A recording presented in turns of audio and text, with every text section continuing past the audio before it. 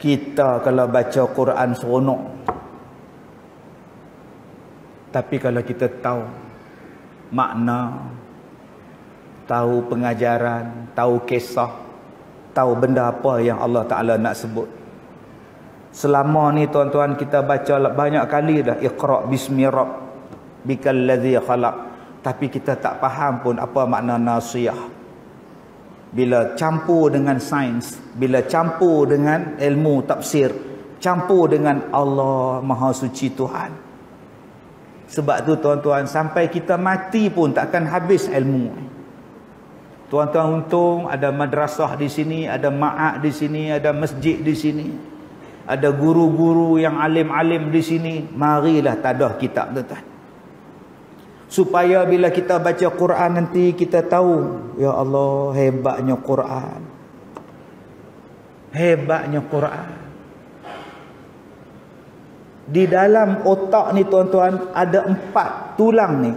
Tulang ni ada 4 yang menyokong otak ni supaya dia jadi kuat. Nama dia tengkorak, nama dia. Ada 2 tulang yang duduk di depan ni yang menyokong ubun-ubun. Nama tulang itu ialah frontal bone, nama dia. Frontal bone ni tuan-tuan duduk kat depan ni. Frontal bone ni duduk depan. Untuk apa? Menjaga satu lagi frontal, nama dia frontal lobe. 4 ayat tentang ubun-ubun ada dalam Quran. 4 tiang yang duk membentuk tengkorak ni. Masya Allah. Dan dalam otak tu pula ada satu neuron, nama dia. Ni otak tuan-tuan. Dalam otak ni ada satu neuron, ada satu lubang dalam otak ni. Otak ni ada satu lubang, darah tak boleh masuk. Kalau dia kering, otak jadi rosak. Kalau dia basah pun otak jadi rosak. Maka perlu ada sekejap dia basah, sekejap dia kering. Sekejap dia basah, sekejap dia kering. Macam mana cara nak bagi basah supaya darah tadi masuk dalam lubang neuron? Sujud. Sujud. Dan bila duduk antara 2 sujud, darah tadi keluar balik daripada otak dia. Dia jadi elok. Sujud balik, duduk balik. Orang yang banyak sembahyang ini, otak dia jadi baik. Lagi sekali tuan-tuan, orang-orang saintis mengkaji kenapa manusia sujud. Dapat dah jawapan. Innas salata tanha anil fahsya'i wal munkar. Dapat dah jawapan. Bila banyak sembahyang, dia mencegah jahat dan mungkar. Syukur pada Allah, anak-anak tuan-tuan pukul 5 dah bangun nak sembahyang subuh. Syukur pada Allah, cucu-cucu kita yang sekolah di sini sembahyang ikut waktu. Lepas azan, qomat terus sembahyang. Berapa banyak kawan-kawan mereka tuan-tuan subuh tak bangun, tak sembahyang. Tapi anak kita 24 jam pegang Quran, 24 jam pegang kitab, waktunya tepat, menunggu waktu sembahyang tepat. Sembahyang pula pakai jubah, sembahyang pula pakai baju Melayu. Tertib, diduduk, diasuh, diajar oleh guru-guru. Alhamdulillah, sekurang-kurangnya anak aku ni. Bayangkan anak-anak kita yang tak dapat pendidikan macam ini. Apa nak jadi tuan-tuan?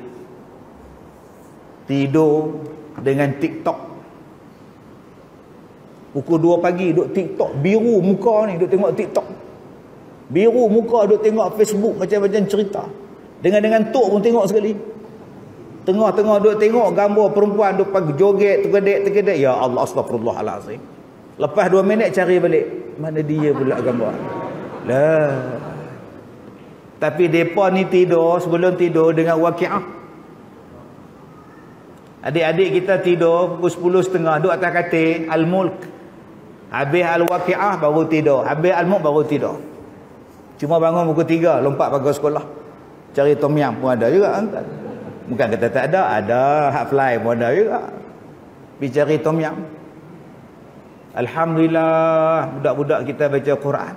Balik pada surah ni. Allah kata, aku tarik ubun-ubun yang jahat kamu tu. Maka kata Allah, fal yad'u nadiyah. Maka kata Allah, biarlah dia memanggil golongannya untuk menolong. Dulu kamu larang orang sembahyang, dulu kamu ikut cakap ketua kamu ikut arahan kamu ikut. Sekarang bila sampai di hari kiamat, kata Allah, panggillah kawan-kawan kamu, tolong kamu sekarang. Allah kata tu, falyad'u nadiyah, panggil kawan-kawan kamu tolong. Kamu lawan Nabi, kamu tak ikut Allah, kamu ikut orang lain sampai bercanggah dengan Allah, minta orang lain tolong kamu, kata Allah, kawan-kawan kamu. Sanad'u zabaniyah, aku akan panggil zabaniyah untuk siksakan kamu. Kamu panggillah kawan kamu kalau mereka boleh tolong. Aku akan panggil malaikat zabaniyah. Malaikat zabaniyah tak pernah jemu menyiksa manusia dalam neraka, tak pernah letih. Mana nak lawan, zabaniyah ke kawan kamu? Maka kata Allah, kalau ada orang yang melarang kamu sembahyang, kalla la tuti'hu, jangan kamu taat pada dia. Wasjud waqtarib, pergilah sembahyang sujud, pergilah mendekatkan diri kepada Allah, sujudlah, sembahyanglah, Allah jaga kamu. Jawapannya ada dalam Quran, tuan-tuan. Allahu Akbar. Malu kita dengan Tuhan. Kita lari tinggalkan masjid, lari tinggalkan sembahyang. Sedangkan Allah kata, kalla, la tuti'hu, jangan kamu taat di situ. Pergilah sembahyang, wasjud, pergilah waqtarib, dekatkan diri pada Allah. Allah takkan rosakkan kamu. Berapa banyak tuan-tuan orang yang tetap sembahyang, masjid tetap buka, mereka tak peduli pun main sembahyang, ada mereka mati semua. Masya Allah. Lepas ni tuan-tuan, kalau jadi apa-apa isu, penutup, penyiasat, keputusannya ada dalam Quran. Tuan-tuan nak tanya isu apa? Quran bagi jawapan. Ulama-ulama, ikhlaslah, cakaplah yang benar, jangan takut, jangan takut, ikut Quran. Nanti kamu akan disoal di hari kiamat. Kami tak tahu, kami tak tahu, kami bukan orang Arab, kami tak tahu makna dia, kami tak tahu, kami sudah, cakaplah walaupun dibenci. Tuan-tuan nak tanya apa? Quran bagi jawapan. Saya pergi di Oxford, di London, habis program, mereka tanya saya, Ustaz, nak pergi mana? Saya kata, pergi museum. Saya nak pergi museum. Bila sampai di museum, penjaga museum tu orang besar lah, memang besar sungguh, begini saya tengok. Dia tahu saya datang, dia pun sambut saya. Dia kata, ikut saya nak tunjuk tingkat atas. Saya pun ikut. Rupanya dia nak tunjuk saya keris. Saya baca keris ni dia ambil daripada Perak lah, apa semua dah. Dia tanya saya, ni you punya country bukan? Saya kata, brother, dekat rumah saya ada 4 keris. Buat apa saya tengok lagi? Saya tak menarik keris saya ni, kata. Saya nak tengok yang di bawah. Apa dia? Dinosaur. Tulang dinosaur tu saya nak tengok. Turun balik tuan-tuan. Saya pun tengok tulang dinosaur, pusing. Kenapa di Malaysia tak ada dinosaur? Kenapa tulang dinosaur ni jumpa kat Amerika, jumpa kat London? Kenapa tulang dinosaur ni jumpa? Waktu Nabi Adam turun, dinosaur ada. Waktu Nabi Adam sampai ke dunia, dinosaur buat apa? Pasal apa dinosaur cuma ada dekat Mat Saleh je? Dekat Teluk Intan tak ada. Buka dalam Quran, ada jawapan. Mereka kata dinosaur ni mampus sebab meteor, taik bintang hentam bumi, mati. Oi, banyak betul taik bintang sampai mati segala dinosaur. Betul ke taik bintang boleh serang bumi? Quran bagi jawapan. Tuan-tuan nak tanya apa? Ustaz, baru ni dekat Sungai Sumun, UFO datang Ustaz. Cerah habis Sungai Sumun. Oh elok, kalau tidak ada semua. Cerah Ustaz. UFO ada dalam Quran. Quran bagi jawapan. Ada yang kata pula, ustaz saya jemur lah duduk di Teluk Intan. Jam. Nak pergi kampung bahagia tu pun Allah jam ustaz. Oh lepas jabatan jam nak sampai. Tak mau. Habis tu saya nak pindah lah pergi planet bulan. Saya dah cadang beli tanah lot di bulan. Boleh tak manusia duduk di bulan? Quran bagi jawapan. Ustaz, ni ada satu penyakit baru. Dia punya kuman ni, mula-mula dia kecil, dia boleh bertukar jadi lain, dia bertukar jadi lain, dia bertukar jadi lain. Jadi susah tak? Dia mula-mula nama lain, lepas tu dia beranak, dia menikah dengan ni, dia dapat yang ni ustaz. Menikah ni dapat ni ustaz. Pening kita ustaz. Ada tak penyakit tu dalam Quran cerita? Ada. Ada tak makhluk macam tu? Ada jawapan dia. Jadi kalau tuan-tuan pening, buka Quran. Makhluk tidak berubah, fitrah Allah tak berubah. Habis jawapan. Yang berubah otak kita. Binatang tak berubah. Macam itulah rupa rimau. Rimau apa tak tahulah. Pasal dia punya nak kata rimau, dia mata dia ni kan. Dia ni mata dia besar lagi. Bukan rimau. Rimau lah macam ni. Dia takkan berubah ciptaan Tuhan. La tabdila li khalqillah, kata Allah. Ciptaan Allah takkan berubah. Masya Allah. Jadi kalau berubah itu apa benda? Ciptaan manusia yang ubah, merosakkan manusia. Ciptaan Allah yang betul-betul Allah buat, dia takkan berubah. Buah durian lah tuan. Tanam pokok keluarlah durian, dia takkan jual jagung, takkan keluar jagung. Loh, tanam durian keluar jagung, takkan jadi tuan. Dia akan menyusahkan hidup kita. Sebab itu bila berlaku satu-satu peristiwa, buka Quran, dia akan dapat jawapan. Ustaz, ya, ada satu ustaz kata dulu Firaun lah apa cerita berguna apa semua ustaz. Buka dalam Quran, Allah Ta'ala sebut umat dahulu lagi canggih daripada awak. Minhum asyadda minhum quwwah, kata Allah. Mereka lagi kuat daripada kamu, mereka lagi bijak daripada kamu. Masalah orang sekarang ialah dia rasa dia paling hebat, dia rasa zaman dia paling hebat, paling maju. Sedangkan Allah sebut dalam Quran, zaman dulu lagi maju daripada kita. Kita mengulangi balik kemajuan dia.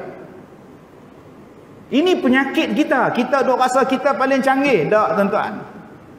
Wasna'il fulk bi'ayunina wa wahyina, kata Allah. Hai Nuh, buat kapal. Nuh, buat kapal atas bukit Nuh, buat. Kami tengok kamu buat kapal.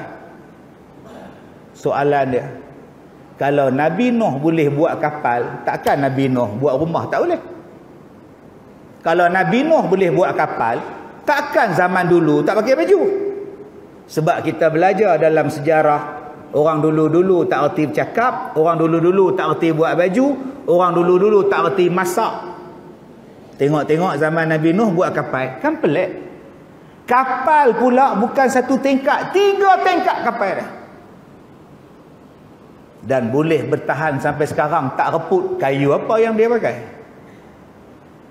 Kayu apa yang dia pakai? Teknologi apa yang dia buat sampai binatang boleh masuk dalam dia?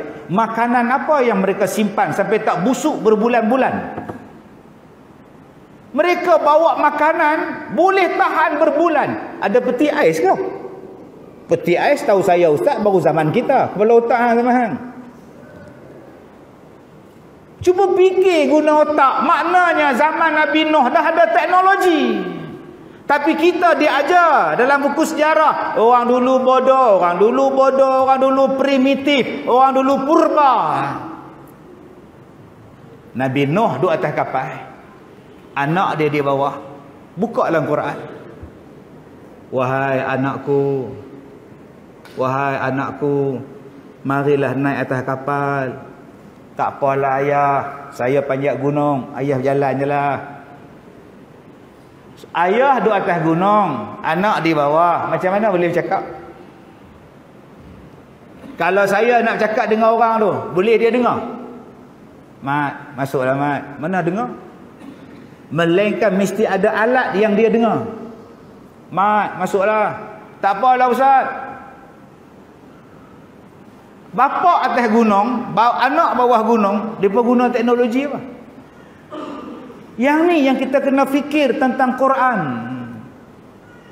Mesti dia ada satu teknologi yang boleh anak calling bapak calling, mat, hang kat mana? Saya kat bawah ni, marilah cepat naik atas, hujan ni. Tak apa-apa, pak naik, saya naik bukit. Adakah zaman itu ada handphone? Ada apa?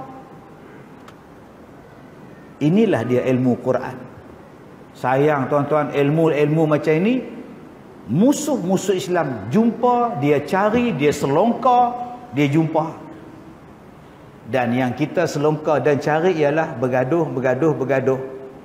Akhirnya kita tak jumpa. Umat Islam hanya bergaduh. Ustaz, apa hukum sapu muka lepas mayang? Astagfirullahalazim. Lemah tu. Habis salam, assalam. Nabi tak buat.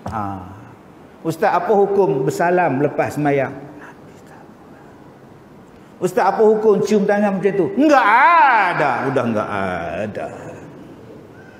Yang tu yang kita bergaduh berpuluh-puluh tahun. Orang lain mengkaji Quran. Apa teknologi Nuh? Apa kayu Nabi Nuh? Apa teknologi Nuh buat kapal?